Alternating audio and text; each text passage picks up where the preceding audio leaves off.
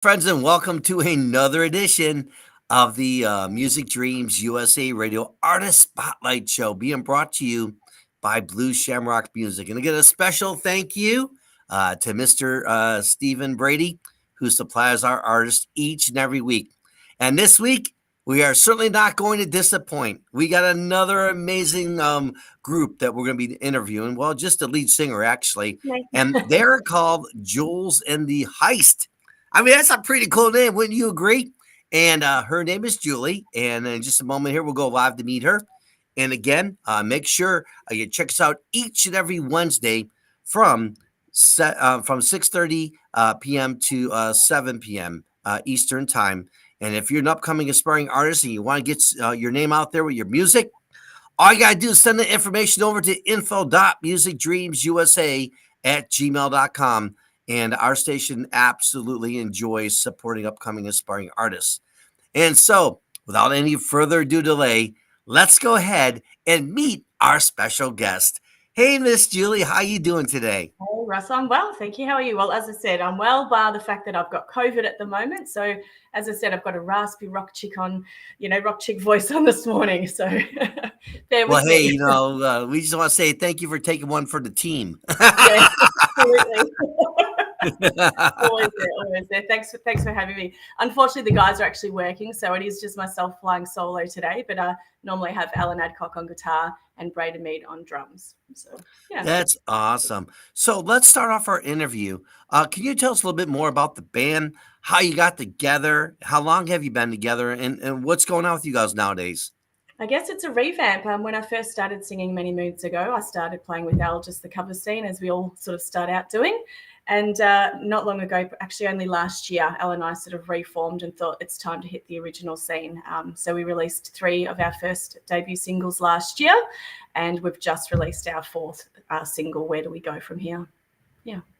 That's awesome. So as far as your band goes, what type of band are you guys? Is it really upbeat? We're genre promiscuous. We're kind of a hybrid, like a lot of bands. We sort of don't, it's not just one. We're not just rock. We're predominantly rock. But so far, the last single is a bit Americana. We've got kind of a country rock song in Down For It. We've even got a reggae song slid in there. So we're very multifaceted. Multifaceted music, but along the lines of roots rock. Yeah. That's awesome. I actually had the opportunity to hear your new song, Where Do We Go From Here? That's a really cool song. It's got more like a country beat to me, though. Am I correct in saying that? I think it's got a bit of Americana style, definitely. It sort of starts off quite slow, but I think the rock kicks into it as it builds. I love the way this song builds. It's very intricate and delicate and reflective at the beginning, reflecting about the good times you've had with somebody. And then obviously the emotion kicks in when you realize that that's slipping away. Yeah. Wow. And so let me ask you, as far as your songwriting goes, I mean, obviously it's the band. Do you all collaborate together with your songwriting, or is it maybe something done individually? It's a combination. So Where Do We Go From Here was one of those beautiful songs that just wrote itself. Al and I were actually rehearsing. We're just sitting there and he was noodling away as guitarists do. They just sort of, any opportunity they have, they're strumming and picking. And I'd recently had a conversation with a good friend of mine, and it was a pretty dark conversation. They were in a bit of a dark place. But when Al was noodling, something just came to me. He knew about this friend and the conversation, and the mood and the tone was just set, and it just flowed. So organically, Al and I sort of wrote that collaboratively in about 5 to 10 minutes. But quite often I'll do sort of songwriting sessions per week. And then if I have something that really grabs me, I'll bring it to the table and we'll work on it together as far as structure and some riffs and some hooks and then format. So I guess it's an all-in sort of approach. If anyone has an idea, we have kind of a rule that let's just play the idea out. Don't judge it too early. If someone's got an idea, let's just lay it on the table, work through it and see what comes of it. Yeah. When you're working with a band, I know you're dealing with different personalities and so on and so forth. What makes your band stay together and get along so well? We're larrikins. We don't take ourselves too seriously. First and foremost, it's about having fun. I think it's our therapy each week. I mean, we've all got stuff going on in life. We've all got our day jobs. We've got kids. We've got family. We've got partners. And I think for us, it's our outlet.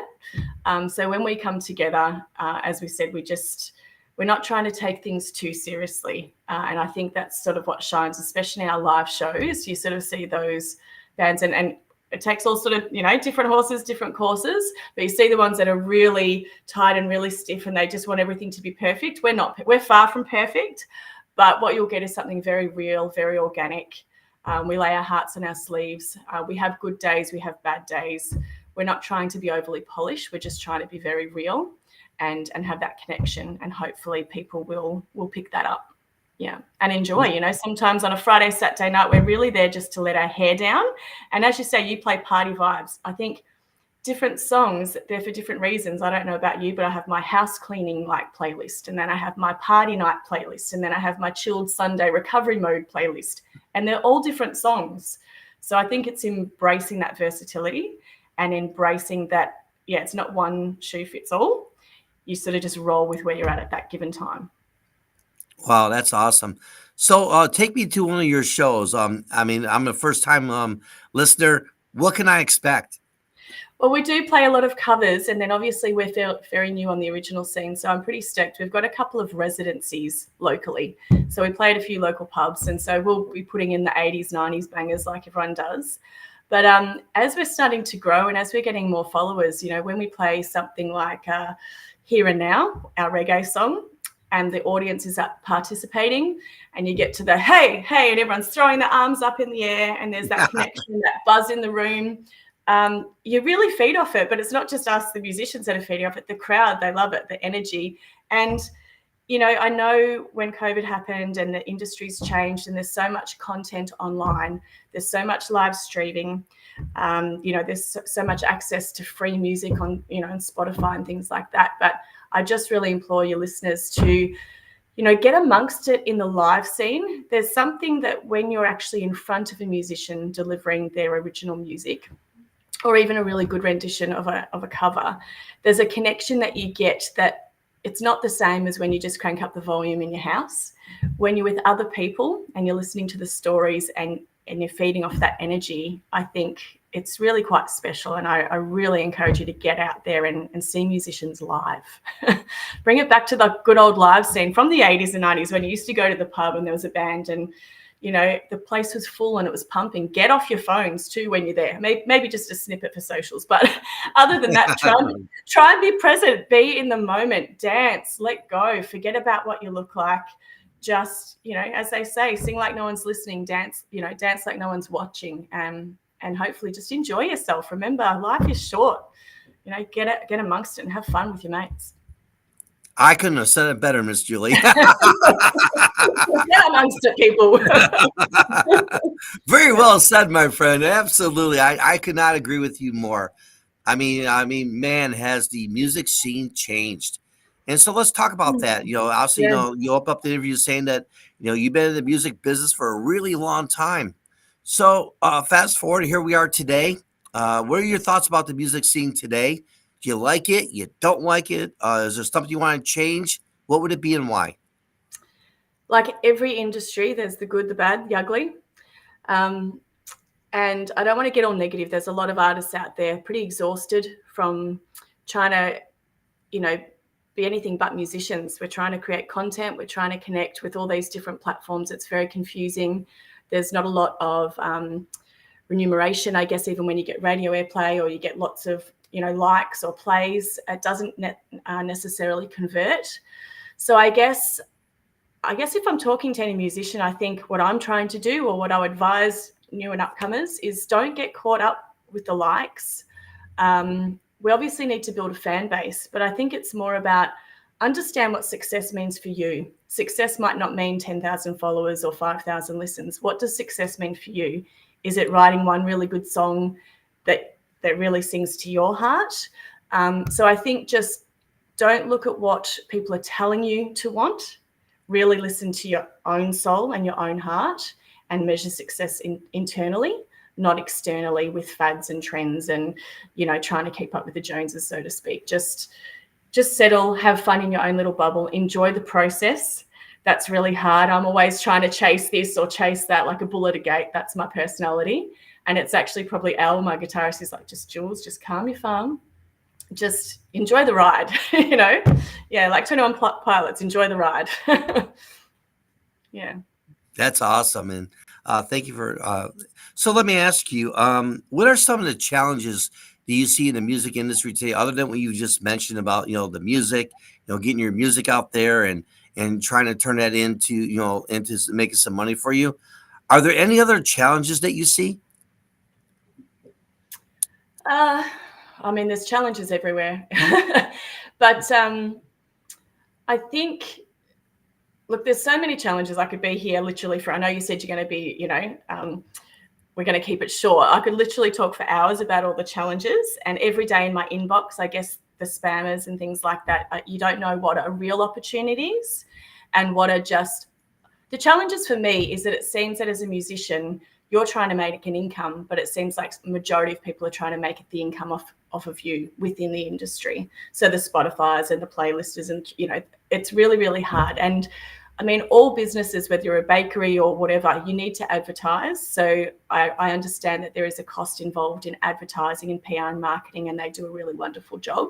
But I guess it's just, most businesses, you have a clear return on investment. So normally you spend 500 to make 2,000 or whatever the equation may be. Whereas a lot of musicians, we're creatives, we're artistics, we're not sort of bookkeeper type personalities. So I think fame can run away, the idea of fame can run away with younger artists that haven't been in the scene for a while. And it's very easy for them to spend money thinking that they're going to get a return, but it doesn't equate. So I think that's the biggest challenge. Going back to your original question, the biggest challenge is understanding what you want to give and what's going to come in return. And it's not necessarily financial, but what time and energy investment do you want to put in, and what are you expecting to get back? And be careful before you give away money to people within the industry, unless you know what you're wanting in return. Yeah, I'm going to have you as my co-host. No worries, I'm happy to do it. Well, believe it or not, though, I mean, I'll tell you a funny story, right? All the artists we interview, they always come back and they do something for our radio station. In fact, we have a girl, her name's Shauna Brown, and she's a recording artist like yourself, and we interview just like we're interviewing you. A month later, she's on the Russell K. Alexa and Shauna Brown morning show now. Yeah, right. Yeah. So I can see you like being one of our co-hosts as well. I mean, all of that, but definitely I love giving back to the industry for the people that are really enthusiastic. There's a lot of people that are very cynical in the industry, and they're really quick to bag people out, or they don't like certain aspects or cover bands or this. They get really, down on it. But I'm definitely more, I think there's a place for everybody at the table. It's a matter of just embracing it, enjoying it. You don't have to get involved in everything, but do what you do gratefully with a smile, and yeah. I love that. Thank you so much for sharing that. Let's switch gears. Let's talk about you as a musician. How'd you get started, and what made you get into music, and why do you love it so much? Okay, so I've seen a lot of these interviews, and I'm probably the black sheep. Everyone I see interview, oh, mum and dad were a musician, or it's always been in my family. And that was not the case for me. I come from a very sporting family. My dad might bash the table and be a little bit of a percussionist, but music hasn't generally run in my family. For me, I was a very shy kid. When I first wanted to start singing, I had to actually look in the corner and look away from people. I was actually never really like the extrovert. I was sort of like, I always needed shots at the bar before I got up to sing my set. But a Dutch heritage. I've got a Dutch heritage. So yeah. So it wasn't a natural thing for me. And sorry to get a bit dark and personal, but then the father of my children, I had a very toxic relationship. I left a domestic violence situation, and I was a bit shattered. So even though I'd sort of started getting into music, by the time I left that relationship, I was a shadow of my former self. I literally felt like I had stage fright every time I went to sing. I felt like I was being choked. I actually needed quite intensive hypnotherapy to sort of come out of myself again. So my daughter is now 16. I only got back into singing about 6 years ago. And it's just been chipping away at it slowly. So the reason I love it so much is because I think it's pulled me through very dark times. I think that As I said, I've got a playlist for different things. I know when my daughter is having, downtime, she'll turn up a certain playlist. I know what sort of mood she's in, depending on what playlist she's playing in the shower. So music for me is healing. I guess it's somewhat of a religion. It's the thing that's been reliable. It's cheaper than a psychologist. I journal, I write. It's a way for me to safely express how I feel. And, if you listen to my song Escape the Pain, which was about PTSD and depression, I hope it's not too much of a downer, but I think sad songs really have a place, because when you're in a dark time, just to know you're not the only one that has experienced it, that in itself is magical. That in itself is reassuring. And I think that, we've got very happy songs and we've got very sad songs. I don't mean to be schizophrenic, but they were all legitimate. They were all real feelings. And that's why I love music so much, because it really holds me up. When you're not on a musical stage, do you have any hobbies? Oh, I've had many. I ride motorbikes, I ride horses, I go fishing, I go hiking, I love swimming, I love eating, not so much cooking. Someone can cook for me, but I love I love food. I love watching other musicians. I love poetry, I love music, I love visuals, I love arts. I love life, really, I love people, love helping. I love helping others. I actually work for a not-for-profit organisation in my day job. And it's something that I've only been doing for sort of 2 to 3 years. Before that, I was actually in sales for over 20 years. I sold cars for 20 years, motorbikes, in the finance industry, totally nothing like a musician. That's me in a nutshell. There's a lot of me to unpack. Well, I'll tell you a really funny fishing story since you're a fisherman, right? Yeah. So me and my brother went fishing, and I'm not really a fisherman, to be honest with you, right? So me and my brother went fishing, and he threw the pole, the line into the water. He goes, "All I want you to do is hold on to the pole. Yeah. If you get a bite, do not let go of the pole." I'm like, I got this, no problem, right? So he gives me the pole, and he's going around, he's getting some more bait and all that stuff, getting things ready, right? All of a sudden, I got this really big bite, right? The bite was so heavy that it actually took the pole out of my hand and went into the water. Oh, no. My brother comes back. So my brother comes back, right? And he's like, where's my pole? I'm like, well, I got some good news, I got some bad news. What do you want to hear first? I got a bite. Got no pole. So and that was the last of my fishing. What was on the other end of the line? I was obviously the really, really big one that got away. Oh yeah. And that was the last. That was the end of my fishing career. And my brother is an avid fisherman, and he has never ever picked up the phone and said, "Hey, I'm going fishing. You want to go with me?" You might have to give it another go. How long ago was that, Russell? That's actually about 4 years ago. 4 years ago. Okay, it's almost time, I reckon, for a renewal. Another go. We all deserve a second chance, mate. Yeah, I think by 4 year, I think my jail time is up now. I can probably get out of jail now. Give you permission to put your rod in the line again. Yeah. So let me ask you this: when you go on stage, what do you do to prepare for a big show? Okay, so I'll be honest. I'm not a massive we rehearse and we have fun, but as I said, I actually really like the element of spontaneity. I always get really nervous before a show. It doesn't matter, like I've done hundreds now, but it doesn't matter how many you've done.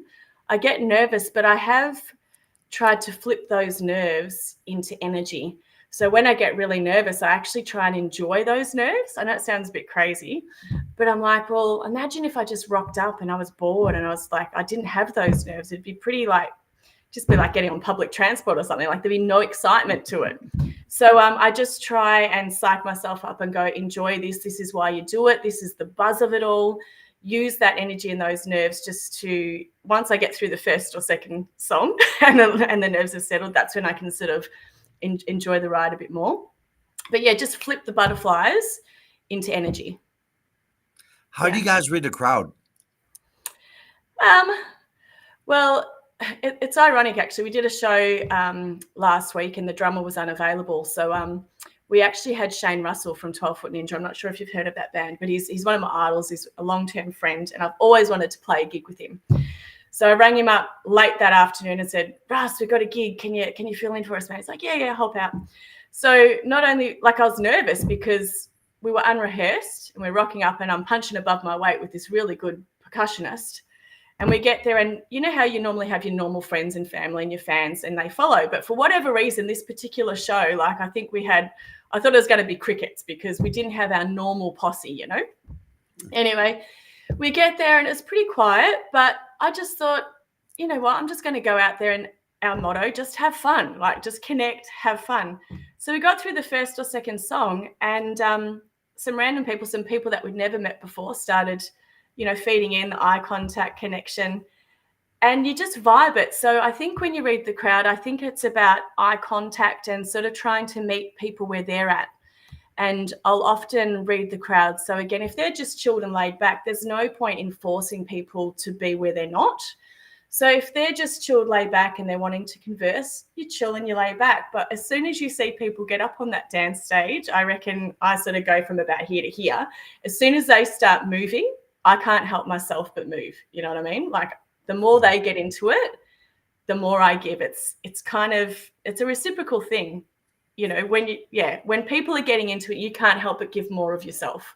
So the same thing when I say get out and get live music, make eye contact with the singer, get amongst it. The more you give to the band, I guarantee you, the more the band will give to you, because it's a two-way street. That's awesome. And we are with the lead singer, Julie, with Heist. Jules in the Heist. What an amazing band and an amazing person she is. And again, you are watching the Music Dreams USA Radio Worldwide Artist Spotlight Show, being brought to you by Blue Shamrock Music. And again, Thanks, a special Stephen. thank you to Mr. Stephen Brady. So let's talk about Stephen Brady. Yeah, do you like him? He's my boss. Love Like, him. you say, yeah. Love him. No, he's great. He's great. Look, I just feel that, as I said, there's a lot of people in this industry you come across and you sort of know straight away that they're just in it for the quick dollar. Whereas I feel that every time I've had a question for Steve, he's always so thorough, so honest. You know, he asked for your opinion. He asked on how you're going. And again, he just seems like a very real person. He's obviously been a musician himself. And I think people that know it, and you can see with the feedback of the artists that he represents that they think highly of him. So, and so do I. So thank you, Stephen, for all you do. You know, putting songs out into the world is very new for me. As I said, the cover scene, been there, done that, doing that. But the original scene is very new and very scary, and it's hard to know who to trust. But putting out a shout out for Blue Shamrock Music, especially the country scene. We're not so much specifically country.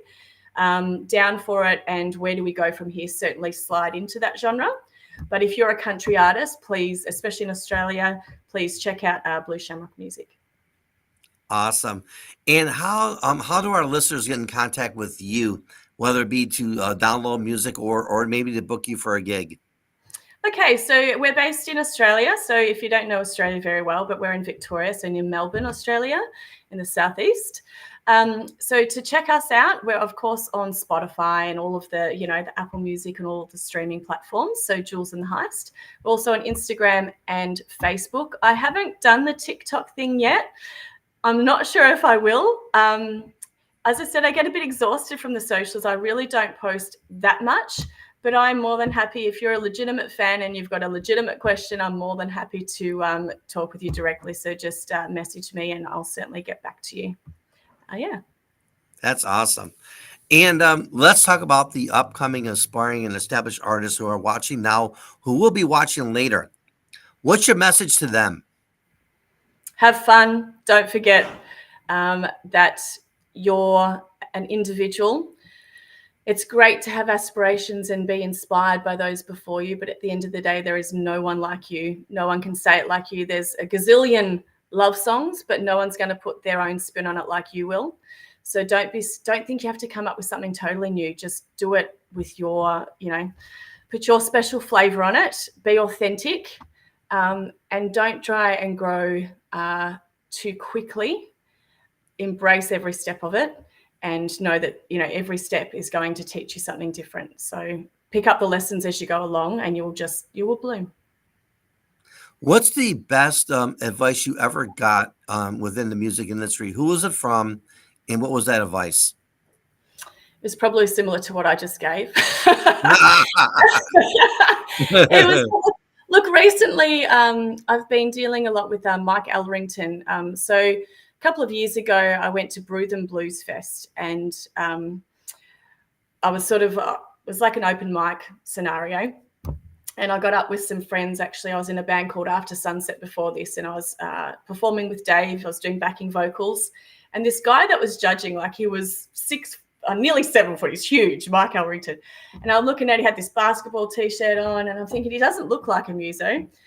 And he just intrigued me. You know, when some people, you don't know why, but there's just something that intrigues you about them.